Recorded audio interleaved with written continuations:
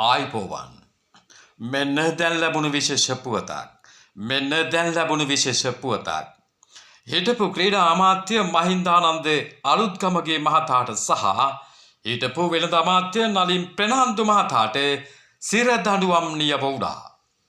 හිටපු ක්‍රීඩා අමාත්‍ය මහින්දානන්ද අලුත්ගමගේ මහතාට වසර 10ක බරපතල වැඩ සහිත සිරදඬුවමක් නියම වුණා. හිටපු වෙළඳ අමාත්‍ය නලින් ප්‍රනාන්දු මහතාට වසර 25ක බරපතල සිරදඬුවමක් ලබා දීමට කොළඹ ස්ථිර ත්‍රිපුජ්‍යල මහාධිකරණය අද නියෝග කළා. ඒ විත්තිකරුවන්ට එරෙහිව කැරන් බෝඩ් ගනුදෙනුව පිළිබඳ අදාළව අල්ලස් කොමිසම විසින් කොළඹ ත්‍රිපුජ්‍යල මහාධිකරණය හමුවේ ගොනු කළ පෙත්සම විභාගයට ලක් කරමින් 2015 වසරේ පැවති ජනාධිපතිවරණ සමයේ සතස ආයතනය හරහා කැරන් බෝඩ් 14000ක් හා දාම්ලෑලි 11000ක් මිලදීගෙන ක්‍රීඩා සංගම්වලට බෙදා දීම තුළින් රජයට රුපියල් මිලියන 53ක පාඩුවක් සිදු කළා යයි චෝදනා ලබමින් සිටි හිටපු ක්‍රීඩා අමාත්‍ය මහින්දානන්ද අලුත්ගමගේ මහතාට සහ හිටපු සතස සභාපති සහ හිටපු වෙළඳ අමාත්‍ය නලින් ප්‍රනාන්දු යන මහත්වරුන් වැරදිකරුවන් කරන බව මහාධිකරණය අද නියෝග කළා.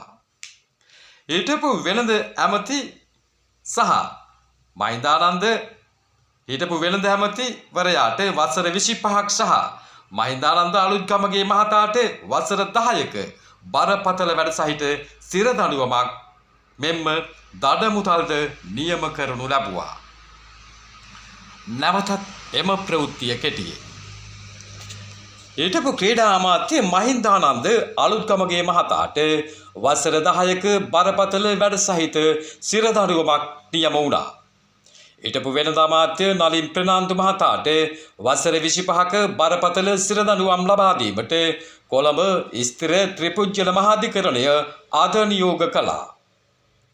ඒ විත්තිකරුවන්ට එරෙහිව කැරන් බෝඩ් ගනුදෙනුවට අදාළව අල්ලස් කොමිසම විසින් කොළඹ ත්‍රිපුජ්‍යල මහාධිකරණය හමුවේ ගොනු කළ පෙත්සම විභාගයට ලක් කරමින් 2015 වසරේ පැවති ජනාධිපතිවරණ සමයේ සතස ආයතනය හරහා කැරන් බෝඩ් 14000ක් හා දාම්ලෑලි 11000ක් මිලදීගෙන ක්‍රීඩා සංගම්වලට බෙදා දීම තුළින් රජයට රුපියල් මිලියන 53ක පාඩුවක් සිදු කළා යයි චෝදනා ලබමින් සිටි හිටපු ක්‍රීඩා අමාත්‍ය මහින්දානන්ද අලුත්ගමගේ මහතාට සහ සතොස හිටපු සභාපති සහ හිටපු වෙළඳ ඇමති නලින් ප්‍රනාන්දු මහතුරුන් වැරදිකරුවන් කරන බව මහාධිකරණය අද නියෝග කරනු ලැබුවා.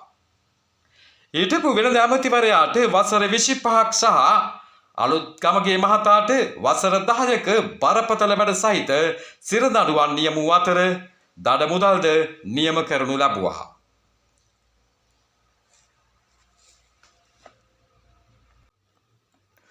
මහජන දීපල රාජ්‍ය දීපල අයුතු ලෙස බලපෑම් කළ සමය නිමා කරන බවට මාලිමා රජය ජනතාව හමුවේ සපත කිරීම හේතුවෙන් ජනාධිපතිවරණය මහමැතිවරණය මෙන්ම පළාත් පාලන මැතිවරණයද ජයග්‍රහණය කරවීමට ජනතාව කටයුතු කළා.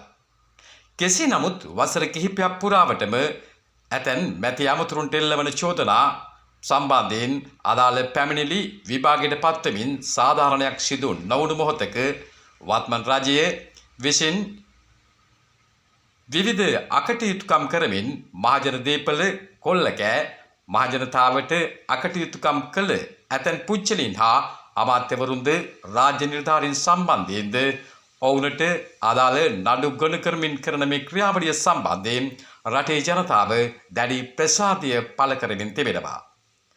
කෙසේ වෙතත් රජය මෙම සම්බන්ධයෙන් කරන කටයුතු සම්බන්ධයෙන්ද විටින් විට විවිධ අමාත්‍යවරුන් රාජ්‍ය නිලධාරීන් සිය නීතිය දැලින් රිංගා යාමට නොදී රටේ ජනතාවට සාධාරණ කිටු කරමින් වැරදිකරුවන්ට දඬුවම් ලබා දීමට නීතිමය ක්‍රියාමාර්ග ගැනීම සම්බන්ධයෙන් රටේ ජනතාව දැඩි බලාපොරොත්තුවක් තබමින් සිටියා. කෙසේ වෙතත් කුමන තරාතිරම්ක පුජ්‍යලීන් වුවද ඔවුන් නීතිය හමුවට කැඳවාගෙන එමින් රටේ ජනතාවගේ රාජ්‍ය දේපල රැක ගැනීම සඳහා වත්මන් රජයේ ගන්නා වූ ක්‍රියා පිළිවෙත පිළිබඳව රටේ බොහෝ දෙනාගේ පැසසුමට ලක් වෙනවා. කෙසේ වෙතත් පසුගිය දින කිහිපය පුරාවටම හිටපු අමාත්‍යවරුන් මන්ත්‍රීවරුන් විවිධ චෝදනාවලට ලක් වෙමින් අධිකරණය හමුවේ පෙනී සිටින අතරතුර ඔවුන් කරනු ලැබූ වැරදිවලට මෙසේ දඬුවම් ලැබීම සැබවින්ම රටේ ජනතාව දැඩිසේ සතුටට පත්වන අතර බොහෝ විට මේ ආදී ආකාරයෙන් යන විට මන්ත්‍රීවරුන් 45කට අධික සංඛ්‍යාවක් මෙවැනි චෝදනාවලට ලක් වීමට නියමිතව ඇති අතර ඔවුන් සම්බන්ධයෙන්ද අදාළ පරීක්ෂණ කටයුතු ඉදිරියට ක්‍රියාවට නැගීමට නියමිතයි. Secret News රැඳුණු ඔබට බෙහෙවින් ස්තුතියි. Secret News සබ්ස්ක්‍රයිබ් කර අපි හා රැඳී සිටින්න.